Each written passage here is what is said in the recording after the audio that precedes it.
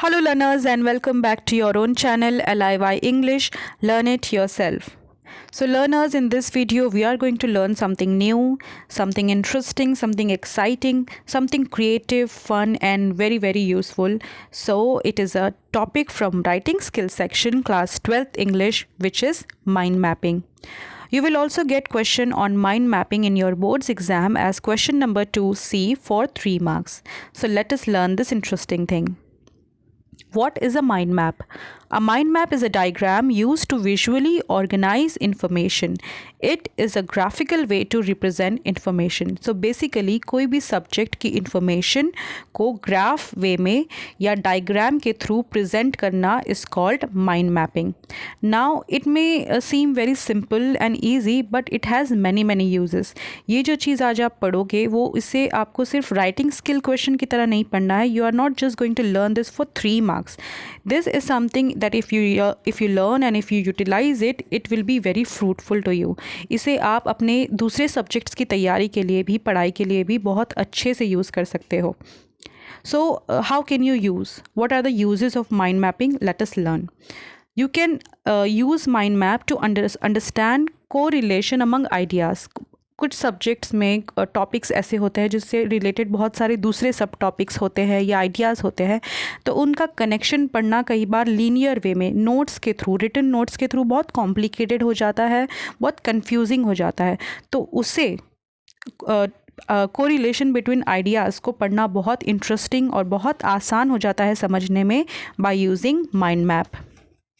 Then you can also use mind map for brainstorming. What is brainstorming? Brainstorming is a procedure to generate ideas for the solution of any problem. If you have any problem, you are just thinking about it and you are just focusing on creating as many ideas as you can on the solution of the particular topic. So उसे कहते हैं brainstorming. So कोई भी topic या कोई भी problem के brainstorming के लिए आप माइंड मैप यूज़ कर सकते हो. You can also use mind map for taking notes. Sometimes when you are in a lecture और of course you cannot match the speed of the speaker. Speaking is relatively easier. You can speak fast, you cannot write that fast. तो अगर आपको कोई lecture की notes लेना है या कोई भी रिटन मटेरियल की नोट्स बनाना है सिंपल वे में, तो आप माइंड मैप यूज़ कर सकते हो. You can also use mind map for summarizing information.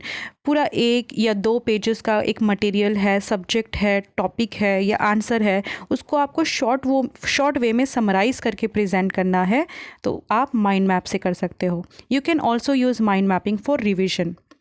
Exam के टाइम पे ऑफ कोर्स आपने जब ऑलरेडी इतना सारा पढ़ा हुआ है, आपके पास इतना टाइम नहीं होता है एग्ज़ाम के एक दिन पहले कि आप पूरी बुक जो है वापस से गो थ्रू करो. तो अगर आप पहले से माइंड मैप बना के रखोगे तो रिवीजन के टाइम पे ये बहुत क्विक वे होता है एग्ज़ाम के टाइम पे कि आप उसको रिवाइज़ कर पाओ.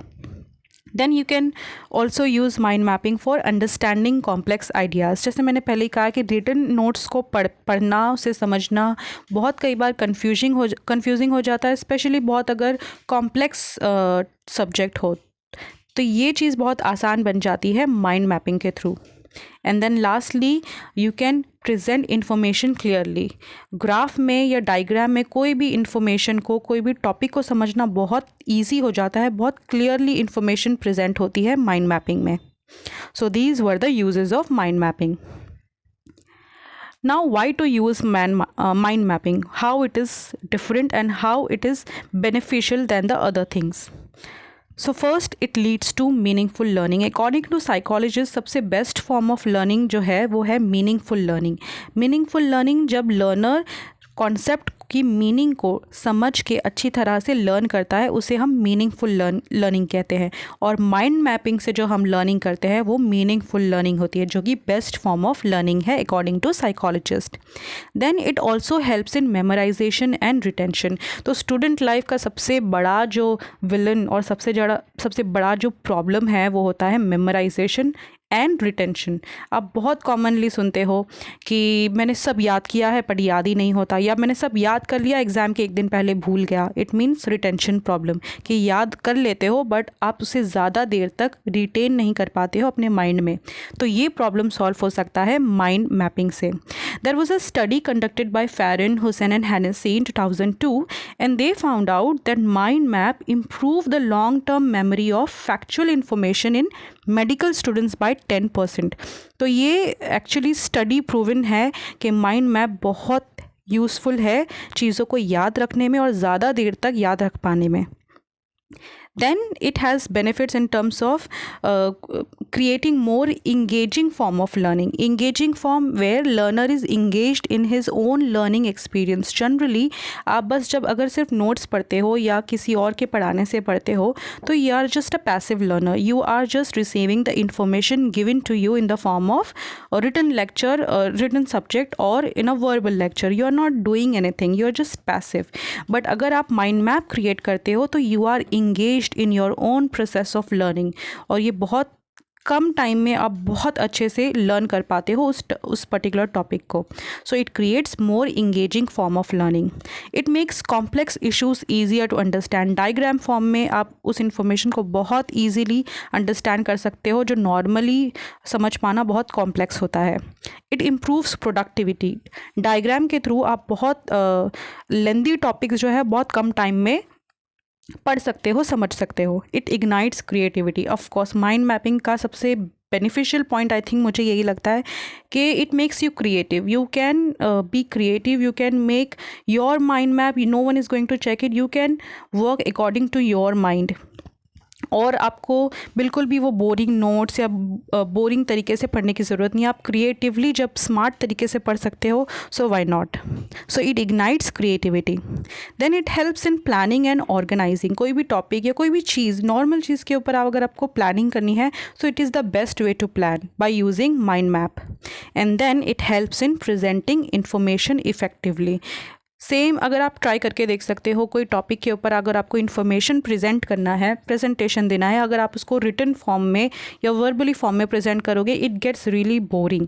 बट उसे ही अगर आपको माइंड मैप से करना है तो वो बहुत अचानक से इफ़ेक्टिव हो जाएगा और बहुत ज़्यादा इंटरेस्टिंग हो जाएगा। So these are the benefits of mind mapping. So let us learn this interesting thing, how to create और how to draw a mind map. सबसे पहले आपको जो मेन आइडिया है, जो आपका टॉपिक है, जो आपका थीम है, उसे आप सेंटर ऑफ पेज पे लिख लोगे और उसके अराउंड सर्कल ड्रॉ करोगे। और जैसे जैसे आपको उससे रिलेटेड आइडियाज़ आपके दिमाग में आते जाएंगे आप उसके लिए ब्रांचेस क्रिएट करते जाओगे और वो जो सब टॉपिक्स है या रिलेटेड आइडियाज़ है मेन आइडिया के सराउंडिंग में लिखते जाओगे। एक बात का ध्यान रखना है कि माइंड मैप में आपको सिर्फ कीवर्ड्स यूज़ करने हैं, आपको सेंटेंसेस नहीं लिखने हैं। सिर्फ सेंटेंस का या कोई कॉन्सेप्ट का कीवर्ड, मेन वर्ड ही लिखना है। एंड लास्ट में अगर बहुत ज़्यादा इंटर रिलेटेड आइडियाज़ है, बहुत ज़्यादा सब टॉपिक्स है या ब्रांचेस है, you can colour code the branches so that there will be no confusion in the diagram. That's it. It was so simple. You see, बहुत सिंपल है क्रिएट करना, हर कोई कर सकता है। सिर्फ आपको मेन आइडिया बीच में लिखना है, सेंटर में पेज के उसके आसपास ब्रांचेस ड्रॉ करनी है और जो भी उससे रिलेटेड टॉपिक्स है या आइडियाज़ है उन ब्रांचेस में ऐड करते जाना है। अगर उस रिलेटेड आइडियाज़ के भी आगे सब टॉपिक्स है तो उससे आप ब्रांचेस ऐड करके वो सारे आइडियाज़ भी लिख सकते हो। तो ये सब हो गया बहुत ज़्यादा एक्सप्लेन करके। Now let me show you. So I have created one example.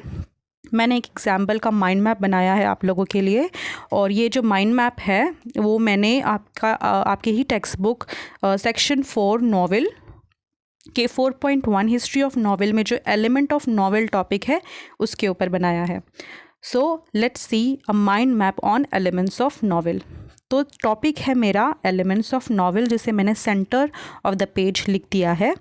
अब कौन से एलिमेंट्स हैं नॉवेल के, वो है theme, setting, language style, plot, character, conflict. ये सारे एलिमेंट्स ऑफ नॉवेल है। तो वो मैंने सारे एलिमेंट्स ऑफ नॉवेल सर्कल के अराउंड में लिख दिए हैं और ब्रांचेस से ऐड किए हैं, जॉइन किए हैं। अभी आप देखोगे कि कॉन्फ्लिक्ट 2 तरह के होते हैं तो उससे भी मैंने 2 ब्रांचेस ऐड की है उसके टॉपिक्स के लिए, उसके टाइप्स के लिए, एक्सटर्नल कॉन्फ्लिक्ट और इंटरनल कॉन्फ्लिक्ट के लिए। फिर आप देखोगे कैरेक्टर भी 2 टाइप के होते हैं, तो मैंने कैरेक्टर से भी 2 ब्रांचेस ऐड करके ये सब टॉपिक जोड़े हैं, माइनर कैरेक्टर्स और main characters. Then you can see plot भी 2 तरह के होते हैं, simple plot and complex plot. Language style is just it is very simple, उससे रिलेटेड कुछ खास इन्फॉर्मेशन नहीं थी उस पैराग्राफ में। देन है सेटिंग के इंपॉर्टेंट फैक्टर्स होते हैं life style, period, place, time, climate, ये सब मिल के सेटिंग बनता है। So this is how I have created a mind map on elements of novel. You can do this practice with every topic of every subject that you are going to study for exam।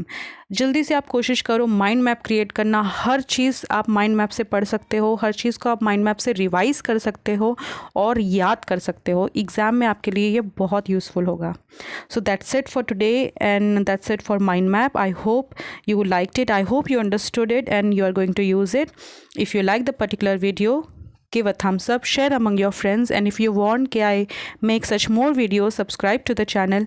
Thank you very much. Keep learning and keep mind mapping।